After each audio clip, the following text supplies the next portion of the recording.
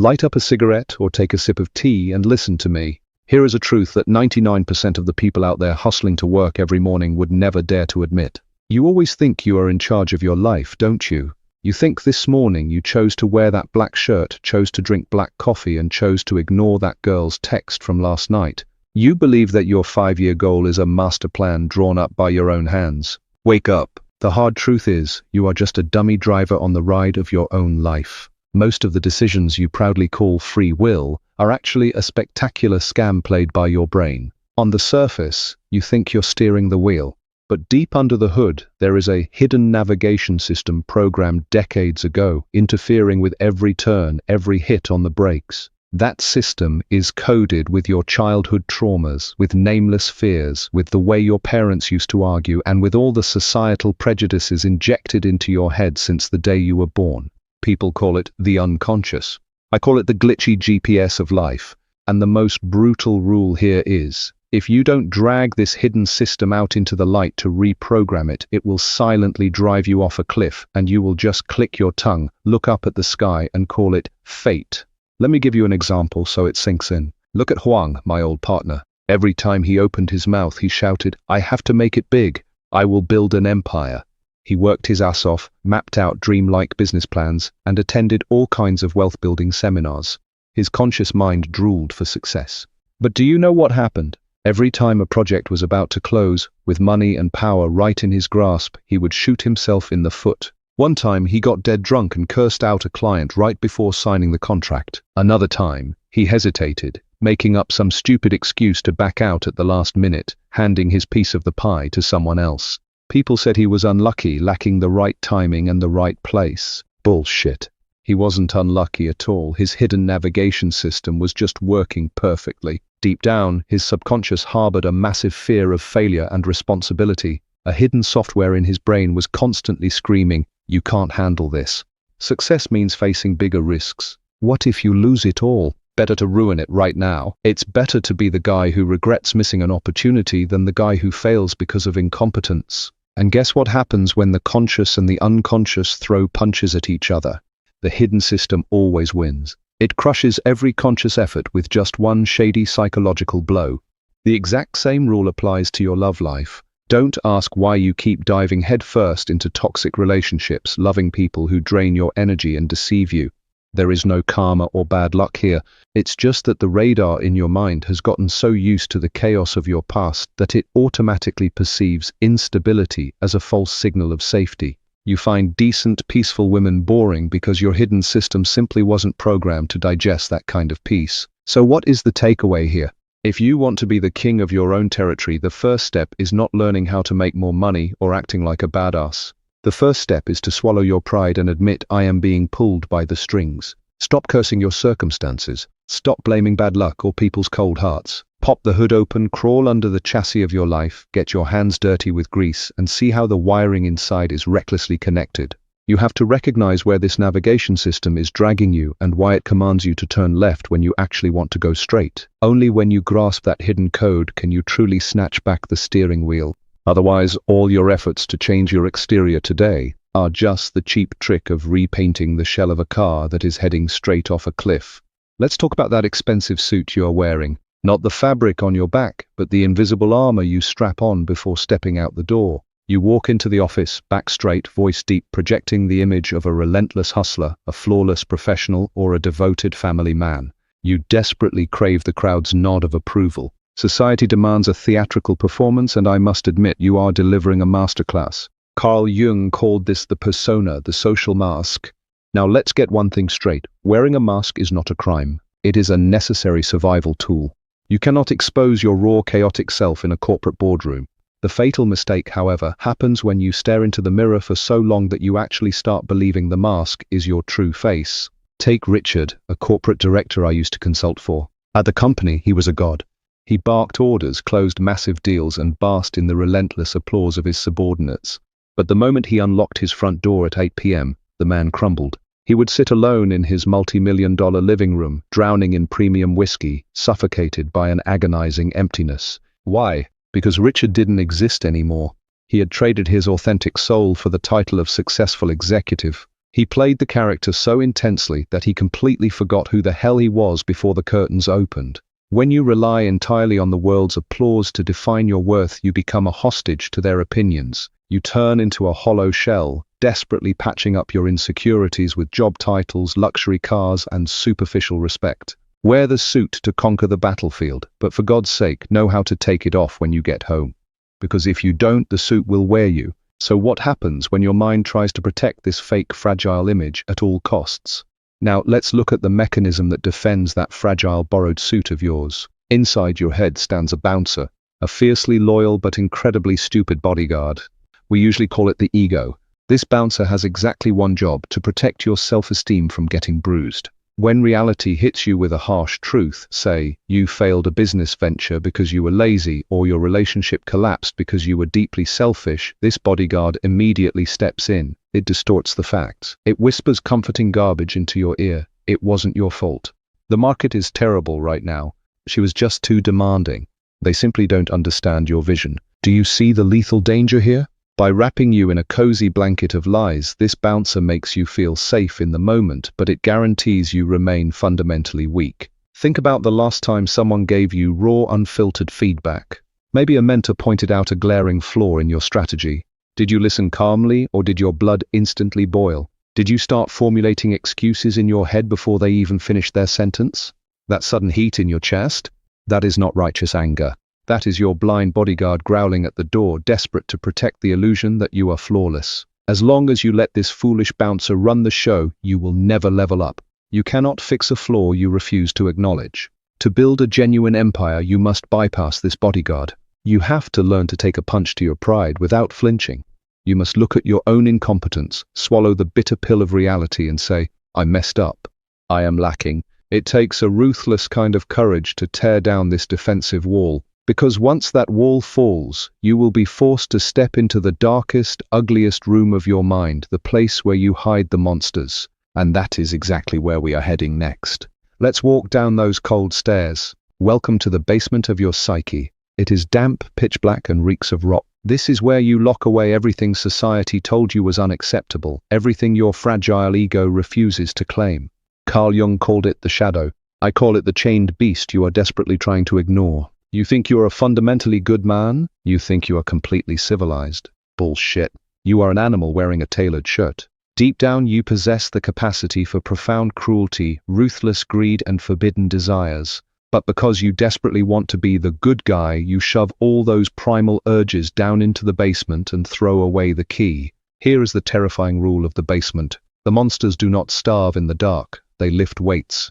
The more you repress them, the stronger and hungrier they get, patiently waiting for a moment of stress or weakness to tear the house down from the inside. Look at the self-righteous moralists. Have you ever noticed that the louder a man preaches about purity and ethics, the more likely he is to be caught doing the exact depraved things he publicly condemns? Or the quintessential nice guy who violently erupts the second he doesn't get his way? That is the shadow snapping its chains. The traits you violently despise in other people are usually just a mirror reflecting what you are secretly hiding within yourself. To build an unshakable internal empire, you cannot pretend the basement doesn't exist. You must walk down there, turn on the lights, and look your ugliest demons dead in the eye. Acknowledge your capacity for malice. A man who thinks he is entirely harmless is not a good man. He is just a weak, naive fool. But you must realize something else. Those beasts didn't just appear out of nowhere. They are an ancient bloodline inheritance. You didn't create all the demons in your basement. Some of them were inherited. Let's get one thing straight. You were not born as a blank slate. You are walking around with the psychological DNA of thousands of generations of cavemen. Carl Jung called this the collective unconscious. I call it the primitive code wired directly into your skull.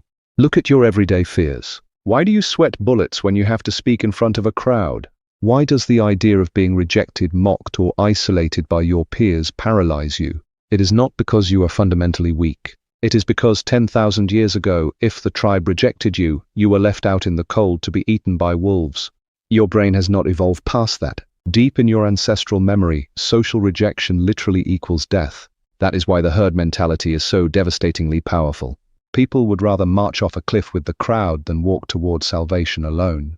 They cling to the tribe, to societal norms, to religious dogma, to corporate ladders. because standing entirely alone triggers an ancient primal panic. If you want to build an empire, you have to realize that this primitive software is running constantly in the background. Stop feeling guilty about your savage instincts or your deep-seated fear of isolation. Acknowledge them. They are merely biological inheritances. But acknowledging them doesn't mean submitting to them. A king does not let a 10,000-year-old ghost dictate his modern-day strategy. You must learn to ride the beast of your instincts rather than being trampled by the stampeding herd. To do that, to truly become your own man, you have to commit the ultimate act of treason against the tribe. You must be willing to step out of the shadow of your mentors. To truly claim your throne, there comes a crucial moment when you must commit the ultimate psychological betrayal. You must kill the father. I do not mean this literally, of course. I mean the absolute severance from your mentors, your idols, and the comfortable safety nets they provide. Look at Carl Jung himself. He was Sigmund Freud's golden boy, the chosen heir to the psychoanalytic empire. Freud treated him like a son and offered him immense prestige. All Jung had to do was nod, smile, and parrot Freud's dogmas. But Jung realized that staying under that massive shadow meant suffocating his own truth. So he made the brutal choice. He disagreed, severed the ties, and walked away into the unknown. For years he wandered in absolute psychological isolation. It nearly broke his mind, but that agonizing loneliness is exactly what forged him into an independent titan. You cannot build your own empire if you are constantly waiting for a mentor's permission. I see too many capable guys clinging to their bosses, their influential networks, or their family's legacy. They are terrified of making a bold move without someone older and supposedly wiser validating it. But as long as you are seeking a father figure's approval, you remain a boy. True independence is a ruthless, lonely business. When you finally decide to walk a path that your mentors call crazy, like leaving a secure, high-paying executive job to build your own disruptive vision, you will be utterly isolated. The tribe will call you an arrogant fool, but that isolation is the mandatory toll you pay on the road to absolute power. You must burn the bridge of mentorship to light your own way in the dark. Yet possessing the raw, aggressive drive to break away is only half the battle. If you rely entirely on a hardened, ruthless exterior, you will eventually shatter under pressure. If you construct your empire using nothing but raw steel, it will eventually snap. A sword that is entirely rigid breaks upon hitting solid armor. It needs flexibility to survive the battlefield. This is a brutal law of reality that most hyper-aggressive men fail to grasp. In their absolute desperation to look tough, they amputate their capacity for intuition, patience, and empathy. Carl Jung spoke of the Anima and Animus, the suppressed feminine within the male and the masculine within the female. Let's drop the academic jargon. I call it mastering both the iron fist and the velvet glove. I have seen plenty of self-proclaimed alpha bosses who manage by pure intimidation. They bark ruthless orders, crush any dissent, and run their companies like warlords. They genuinely believe that empathy is a disease for the weak. But do you know what inevitably happens? Their best, most brilliant talents quietly walk out the door. Their blind spots multiply because no one dares to warn them of impending disaster. Eventually, their rigid, fear-based empires crumble from within. True power is not just about raw masculine aggression. It requires the precise integration of its opposite. You need the unrelenting drive to conquer, absolutely. But you also need the profound intuition to read the silent, heavy tension in a boardroom. You need the patience to let a complex strategy unfold, and the emotional intelligence to inspire genuine loyalty rather than just extracting forced compliance. You must be dangerous, yet deeply perceptive. The greatest titans in history possessed an iron core, but they navigated the world with terrifying, fluid adaptability. If you cannot access that intuitive side of your psyche, you are fighting a brutal war with one hand tied behind your back. Integrating these opposing forces, however, requires you to look in the mirror without flinching. Step up to the mirror. No, don't look at the expensive haircut or the tailored suit. Look directly into your own eyes. If you want to integrate the opposing forces within you and build an unshakable foundation, you must practice a level of self-honesty that is absolutely brutal. Modern society has completely hijacked the concept of healing. They sell it to you as a soft, comforting process, taking a weekend retreat, repeating positive affirmations, or paying someone to tell you that you are perfectly fine the way you are. That is not healing. That is delusion disguised as self-care. True self-acceptance is the most violent, agonizing process you will ever endure. It requires you to stand completely naked before your own conscience and admit, I am a coward in certain situations. I am deeply envious of my friend's success. I am lazy, and the reason I failed wasn't because of the economy, but because I was arrogant and undisciplined. It means looking at the wreckage of your past relationships and finally admitting that maybe, just maybe, you were the toxic one. That pill is incredibly tough to swallow. Your instinct will scream at you to look away, to blame someone else, to throw on that borrowed suit of a victim. But here is the pragmatist's secret. Acknowledging your profound flaws does not make you weak, it makes you lethal. The moment you strip away the lies, you remove the leverage anyone else has over you. No one can use your insecurities against you if you have already looked them dead in the eye and claimed them as your own. You can only rebuild an engine after you have admitted it is broken. Once you stop lying to yourself, the real work begins. You must take that darkness and put it to work. Once you stop lying to yourself and acknowledge the monsters in your basement, what do you do with them? Most weak men think the goal is to kill the beast. They try to meditate it away, pray it away, or suppress it until they become spineless nice guys. But a pragmatic strategist knows a brutal truth. A king does not slaughter his most ferocious hounds. He puts them on a heavy leash and makes them hunt for him. This is the ultimate secret of power. You do not destroy your darkness, you weaponize it. Take your anger and aggression. If you let it run wild, you end up in a meaningless street fight or in prison. But if you harness that exact same primal fury and channel it into a high-stakes negotiation, a grueling workout, or a relentless strategy to corner the market, it becomes an unstoppable, high-octane fuel. What about envy? Society preaches that envy is a toxic sin. But when you look at a rival who is wealthier and more successful, don't suppress the jealousy. Let it burn. Then convert that bitter poison into a cold, calculated drive to absolutely outperform them. I once worked with an elite athlete who didn't break records because he was a peaceful Zen-like guy. He broke records because he had a chip on his shoulder the size of a boulder. He took every insult, every rejection, every ounce of his deep-seated rage and poured it directly into his craft. He weaponized his shadow. Understand this, a truly good man is not a harmless man. If you are incapable of doing damage, you are not peaceful, you are just helpless. A genuinely good man is a very dangerous, capable monster who simply has his darkness under absolute, voluntary control. So here we are at the end of the road. You have dragged your glitchy navigation system out into the light. You have stripped off the borrowed suit, bypassed your blind bodyguard, and put your inner demons on a leash. What happens now? Now you stop playing the extra in society's mediocre script and finally start building your own empire. Carl Jung called this ultimate stage individuation. I call it becoming the absolute author of your reality.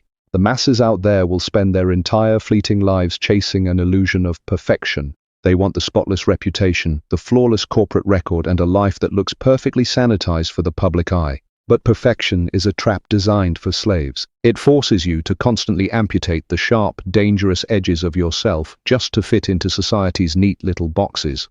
Listen to me, you are not here to be perfect. You are here to be whole.